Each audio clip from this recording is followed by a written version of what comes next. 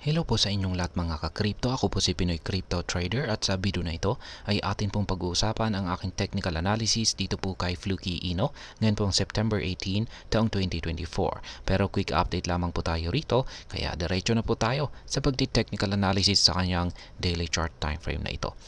At ayan, ganun din po itong si Fluky Ino. Katulad din po ng ibang mga na technical analysis po natin ng mga crypto asset dito ay ang masasabi ko rito ay tuloy po yung kanyang nararanasang consolidation dito sapagkat pagdating po rito sa ating QQE mode indicator sa ibaba ay wala po talaga, mahina po talaga yung mga nabubungal-bungal po yung mga nabubuong QQE bars natin dito.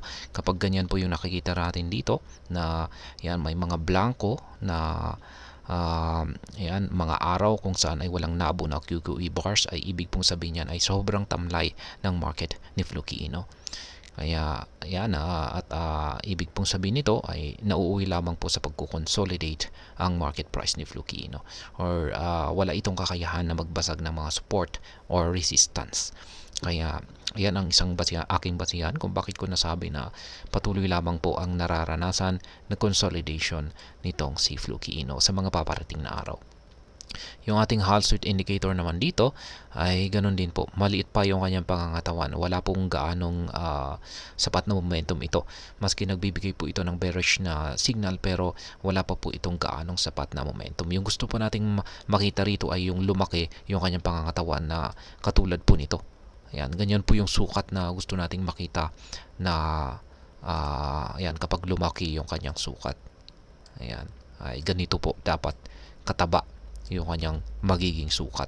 Kasi kung pag ganyan po kataba yan ay matindi po yung kanyang, ibig pong sabihin niya ay matindi po yung nararanasang bearish momentum ni Fluky Ino at ibig pong sabihin niyan ay siya ay makakaranas ng matinding pagpagsak.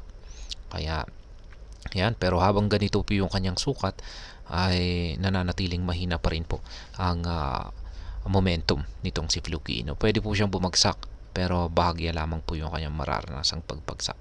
At ayan, kapag umabot po siya rito ay sa tingin ko ay tatalbog lamang po siya dito kasi sa ganitong kalagayan ay wala po siyang kakayahan na magbasag ng mga harang. Kaya ayan po ulit, sa kabuuan ay ang aking nakikita na magiging galaw ni Fluky Ino sa mga paparating na araw ay tuloy lamang po yung kanyang nararanasan na consolidation dito. At ayan, pagdating po naman po sa ating pag-i-spot trading dito kay Fluky Ino ay wala po tayong na-trigger na kahit anumang nakaabang na pending order dito. Kaya ayan, sa mga bago lamang po dito ay check na lamang po ninyo ang description ng video na ito para malaman kung anong platform at mga indicators ang ginagamit ko dito. At hanggang dito na lamang po tayo sa video na ito mga ka-crypto. Marami pong salamat sa panonood. Ingat po tayo lagi at God bless po sa ating lahat.